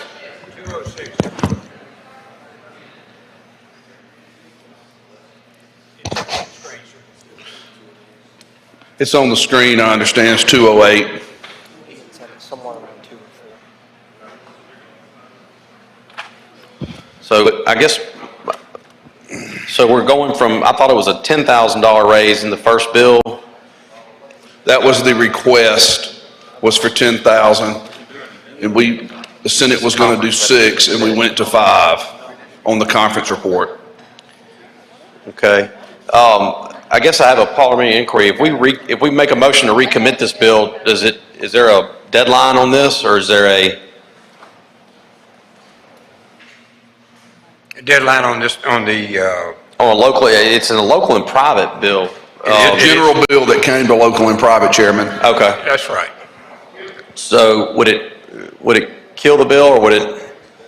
It's my understanding it won't, but the parliamentary inquiry would be of the chair, correct? Correct. One moment, please. I ain't trying to kill it. That's what I'm asking.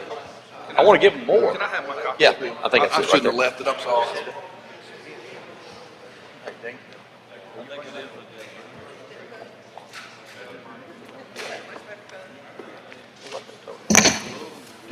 Senator Hawkins, no deadline today. A motion for recommit will not kill the bill. Okay. So the conferees on the other side basically said this was the best deal you can get. We met with them 3 times. The conferees from the Senate met with them, and this was the final product. And it's not what the Senate wanted, but it's what they agreed to. Thank you. Yes, sir. Thank you, Senator. Senator Sparks, for what purpose, sir? A question, Mr. President. Do you yield, Senator McMahon? I do. Please proceed, Senator Sparks. Thank you, Mr. President. Thank you, Mr. Chairman. And I just trying to read through the conference report, and I understand we put these together, and there was the original version, et cetera. The confusion, I think, that people are potentially having is that originally there were bracketed raises based on population, but some counties had experienced population loss, and therefore they would not have a raise or would have a very incremental raise. It appears in the new, or the conference report before us, that we have the counties of more than 100,000, that they're receiving a raise from the listed number, which is $5,000 greater. It's $5,000. It's not based on population. I understand, but every category, A, B, B Yes, is sir. population between 45,000 and 100. C is population 34,000 to 45,000, on down to 15,000. But each of those, based on the language of this bill, would be entitled to a $5,000 raise across the board, no matter their population. That's correct, Senator. Right.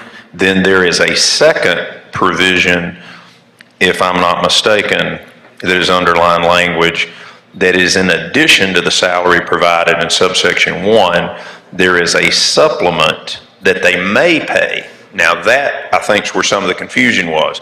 So the $5,000 that each sheriff would receive regardless of population, is that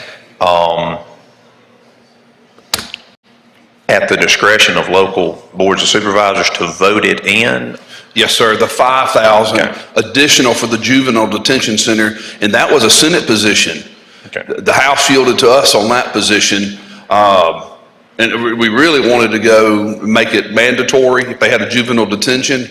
But the best we could do was that they may, the governing boards may do an additional 5,000. So that's two separate deals. The first deal Yes, is sir. $5,000, and is that a shall, or is that at the discretion of the local board of supervisors? The 5,000 is a shall. Okay, and then the The sheriff- 5,000 on the juvenile detention is a may? Yes, sir. Thank Senator, you. every single sheriff in the state, regardless of population, will receive a $5,000 across the board raise. Thank you, Mr. Chairman.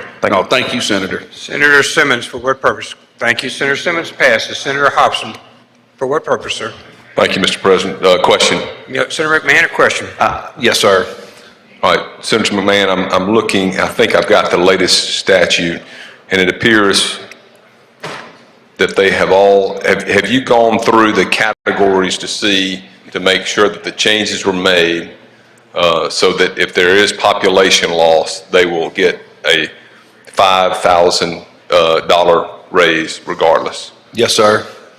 But if you want to set it aside so we can discuss it and be sure, I'm happy to do that, but I think it does need to be. I don't think that's correct, in those instances. And I wish Senator Polk were here, because I think he made the amendment to correct those 6 or 8 counties that they would get the same pay raise.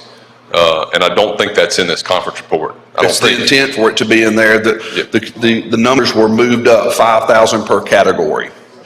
Would you be willing to recommit this for further study? We can set it aside. Yes, sir. I'm happy to do that, because our sheriffs deserve, the men and women that serve in sheriff, they deserve that. And I want this to be something that we're proud of as a body, and I'm happy to do that. If you want. And my apologies for not looking at this earlier, but thank you for your patience and understanding. Thank you for your patience. With that, if I would entertain, I'll put a motion forward to lay it on the table, subject to call of the chair.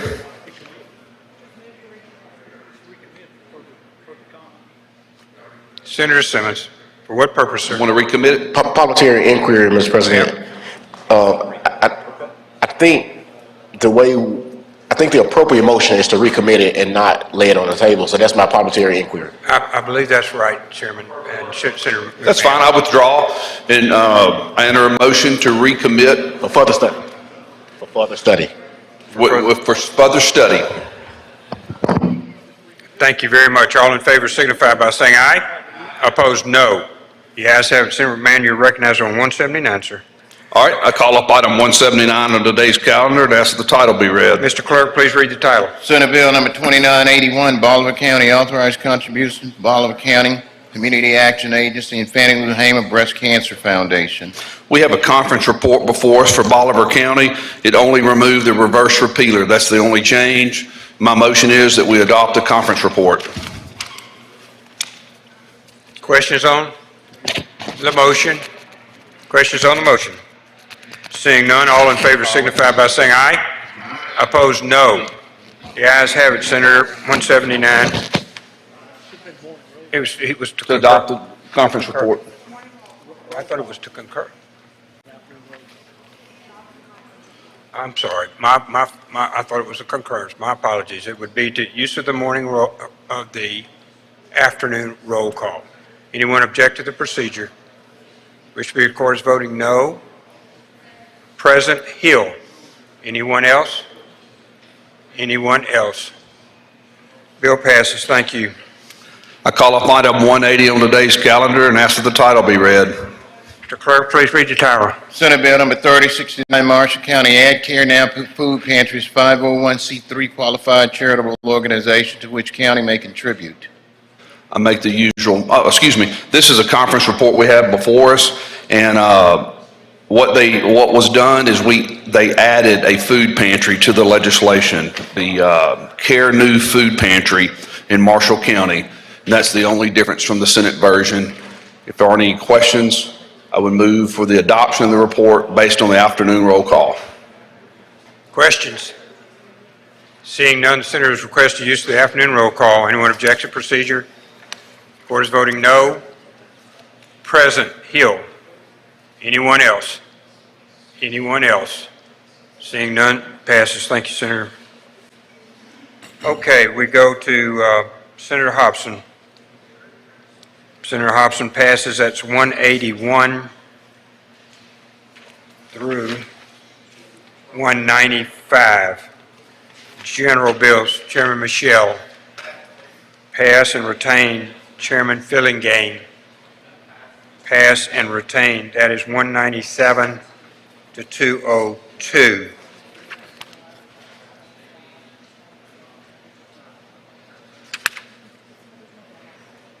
(203) to 207, Chairman Fillingane. Passes. Pass and retain. Chairman Seymour. Senator Seymour. Pass and retain. 208, 9, and 10, Chairman Polk. Chairman Polk, pass and retain. 211 to 213, Chairman Branning. Pass. 214, Chairman Barnett. Chairman Barnett, we're on 215, sir. Thank you, Mr. President. I ask that we call up item 215 on today's calendar and have the bill read. Mr. Clerk, please read the title. House Bill number 863, Mississippi Prison Industries Act of 1990, bring forth for the purposes of possible amendment. Thank you, Mr. President. I ask that we allow Senator Daniel Sparks to explain the bill. Senator Sparks, you're recognized. I have a motion on this bill to recommit for further conference.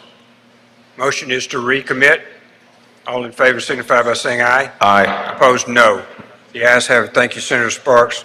216, sir.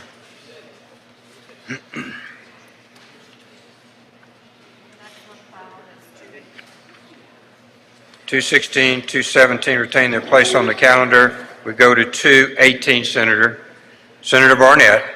Thank you, Mr. President. I ask that we call up item number 218 on today's calendar and have the title read. Mr. Clerk, please read the title. House Bill number 919, MDOC required to establish a certain leasing policy with DFA for agricultural equipment. Thank you, Mr. President. I ask that we allow Senator Whaley to explain the bill. Senator Whaley, you're recognized. Thank you, Mr. President, and thank you, Mr. Chairman. Basically, what this conference report would do, it would allow the MDOC to contract and develop a process of leasing agricultural equipment for use on the prison farms. And that's an explanation of the conference report. If no questions, move for adoption of the conference report. Questions on the bill? Seeing none, all in favor signify by saying aye. No, you had a motion? With the use of the afternoon roll call. Then we'll go to the afternoon roll call. Anyone object to the procedure? Wish to be recorded as voting no? Present. Bill passes. Thank you, Senator. Thank you, Senator Whaley. Thank you, Senator Barnett. We skip to Chairman Branning, 221. Pass. Chairman Branning? Pass. 222, 223, 24, all retain their place on the calendar. 224, 225, Chairman Whaley. Pass? Okay. 225, 26, 27, 28, and 29 pass. Chairman Seymour, pass on 230. Chairman Branning, pass on 231, 237, all retain their place on the calendar. Chairman Fillingane, pass and retain 238, 239. Chairman Younger, pass on 240. Chairman Whaley, pass on 241. Chairman Younger, pass 242 to 245. Chairman Younger against 246, passes down to 255. Chairman Michelle, pass and retain 256, 57, and 58. Chairman Michelle, 259, pass 260 and 261, 2, 3, and 4, and 5. Chairman DeBar, passes 266, 67, retain their place on the calendar. Chairman Barnett, 268. On 268, Senator. Thank you, Mr. President. I ask that we call up that item on today's calendar and have the title read. Mr. Clerk, please read the title. Senate Bill number 2437, Pilot Work Initiative, authorize the establishment of at CMCF. Thank you, Mr. President. I ask that I be allowed to explain the conference report. Please explain. Thank you. Ladies and gentlemen, the conference report is exactly as it passed the Senate. And what this would do is the same thing that what we have done with Rankin County and their pilot program, which will allow the MDOC to have a pilot program that will start out at the Rankin County facility with a number of 25 individuals who have gone through alcohol and drug testing, job training, the whole 9 yards. And these individuals will be able to leave and go out and work and return every day. But 50% of their monies will be in an account that they can touch. 25% will be used to pay out their fine, fees, and restitution. 10% is for administrative costs, and 15% of their monies will be used for their personal use. I've spoken with many individuals, even some industry, and they like this idea because these individuals who have taken part in the training and rehab that's offered to them by MDOC can now be used, and these is for nonviolent individuals.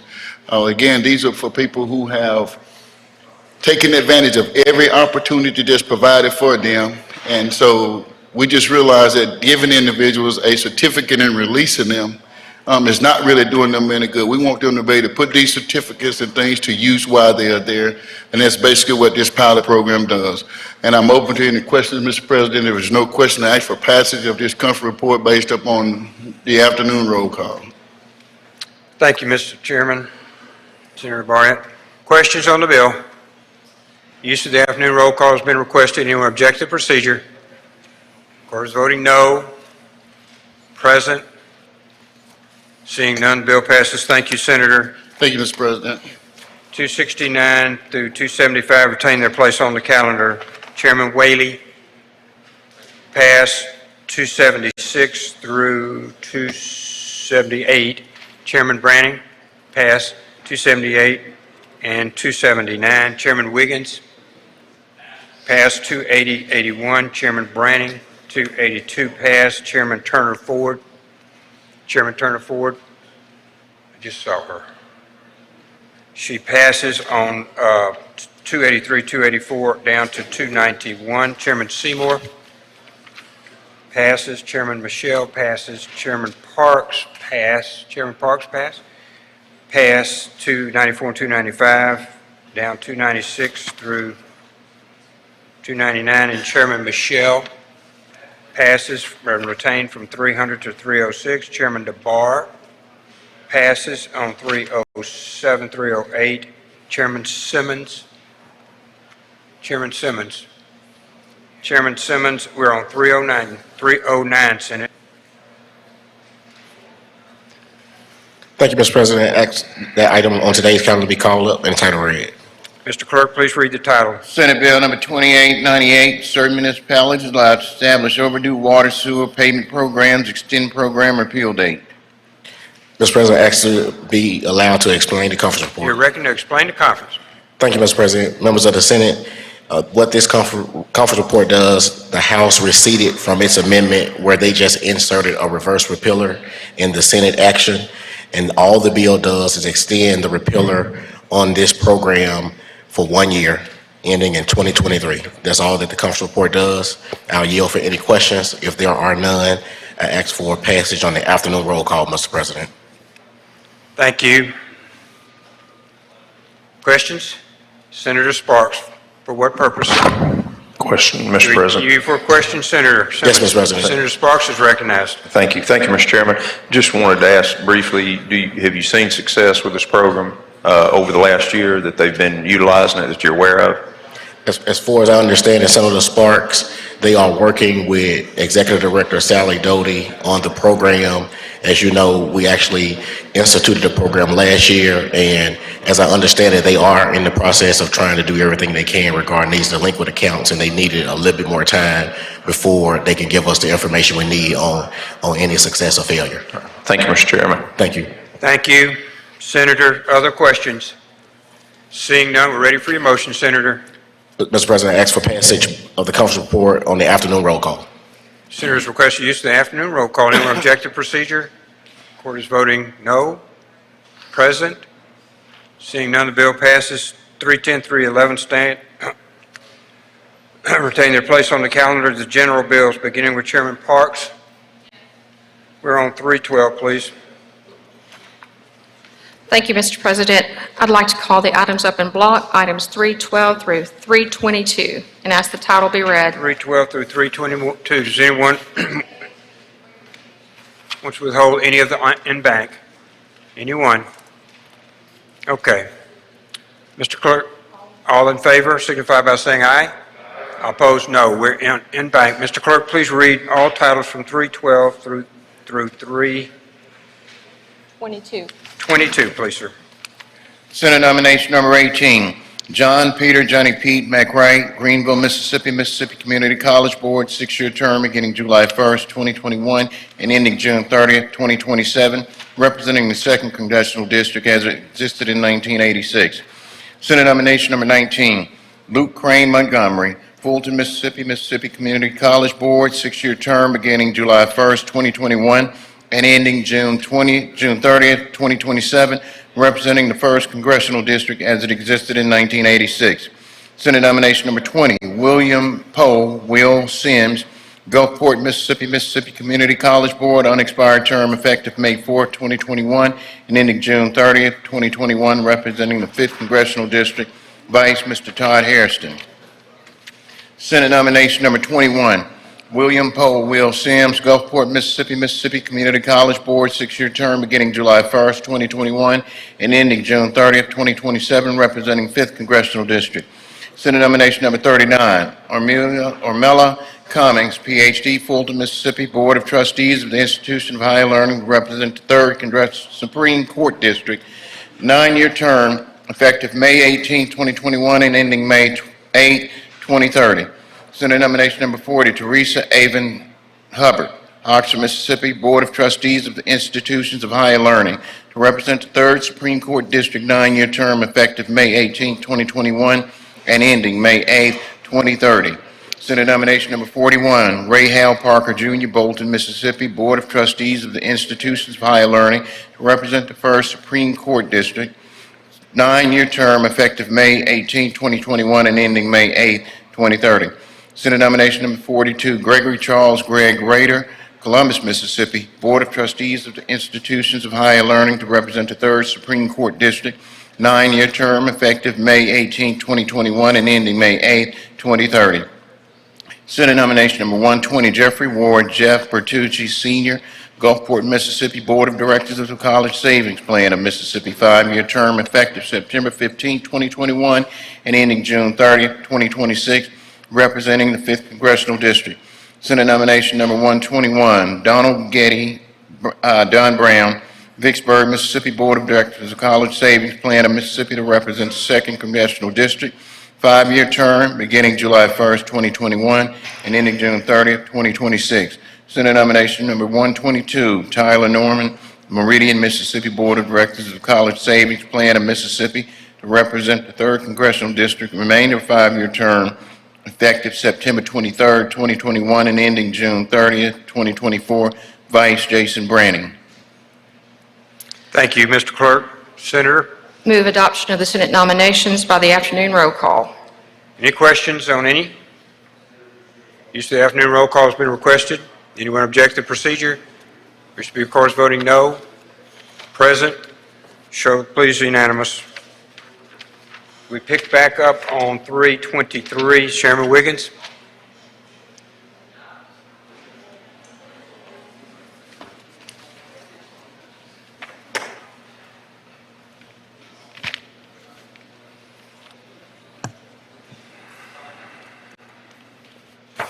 Thank you, Mr. President. Go to item number 323, call that up, ask the title be read. Mr. Clerk, please read the title. Senate nomination number 84, Chrissy Casey Noble, Madison, Mississippi, Director of the Mississippi Office of Capital Post Conviction Counsel, 4-year term beginning August 1st, 2021, and ending July 31st, 2025. Thank you, Mr. President. She came before the subcommittee, and the subcommittee sent a high recommendation to the full committee.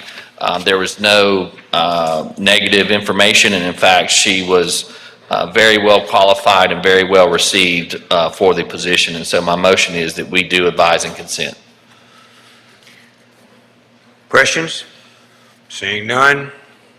Advising of consent has been requested. Using the afternoon roll call. On afternoon roll call? Okay, on afternoon roll call. On the afternoon roll call, Mr. President. Thank you very much. Anyone object to the procedure? Wish to be, of course, voting no. Present. Seeing none, show it unanimous. Chairman Younger. Passes 324 to 328. Chairman Carter.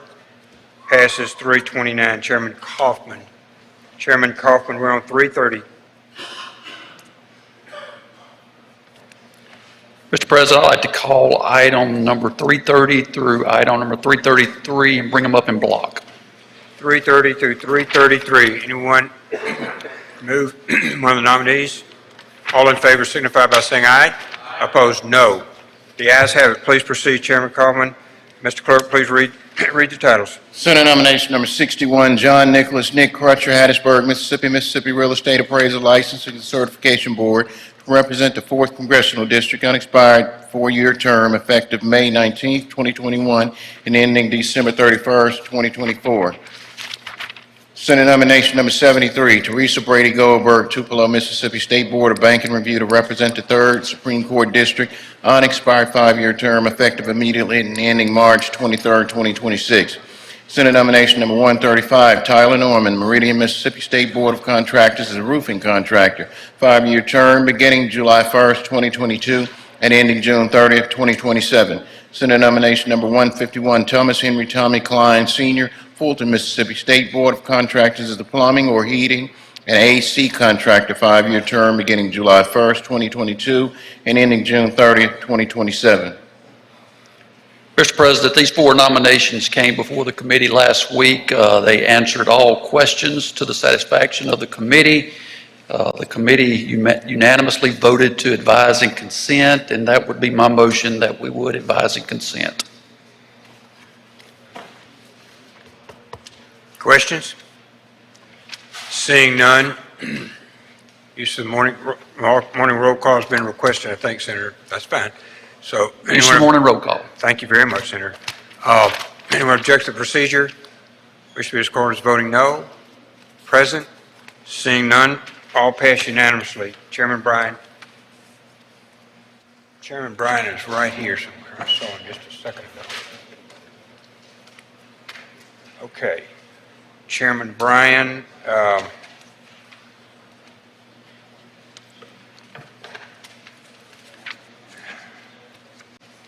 one second, please. Has the remaining calendar to 3:48, and then we go to Chairman Polk. Chairman Polk passes 3:49 to 3:54. Chairman Younger passes 3:55, and we are through the calendar. So, Chairman Sparks. Introduction of a resolution out of order, so if anyone wanted to be a co-author. Please proceed. Okay. Have we got anything else we need?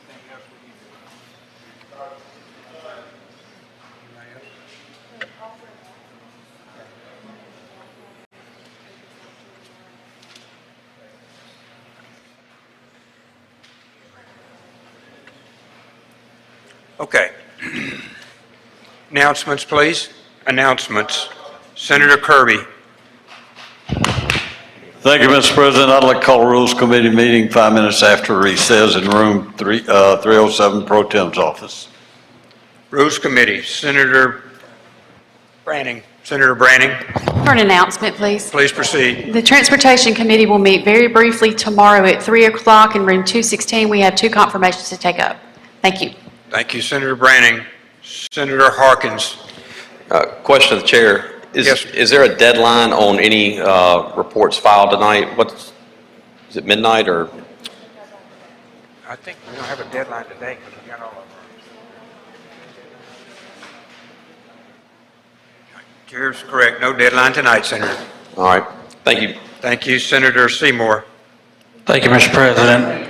Veterans and Military Affairs will meet at 4:30 tomorrow evening for a brief meeting in room 409.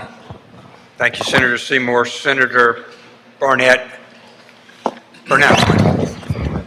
Thank you, Mr. President. Corrections will meet tomorrow in room 409 at 4:45.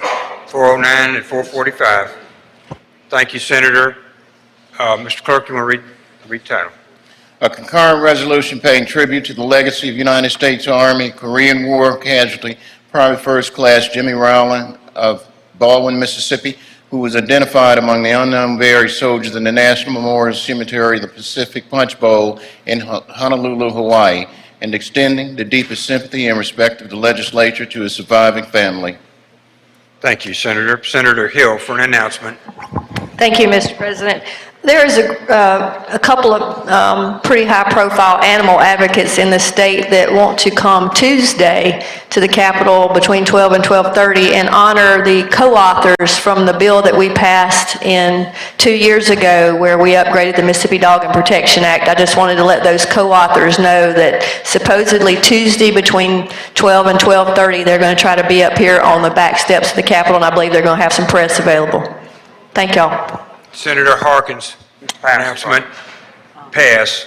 Anyone else? Anyone else? Okay, Senator Blackwell. Thank you, Mr. President. I move the Senate stand in recess until the last conference report has been filed, at which point the journal will reflect we are adjourned until 10 a.m. tomorrow. 10 a.m. tomorrow. All in favor signify by saying aye. Opposed, no. Thank you so much for a long day.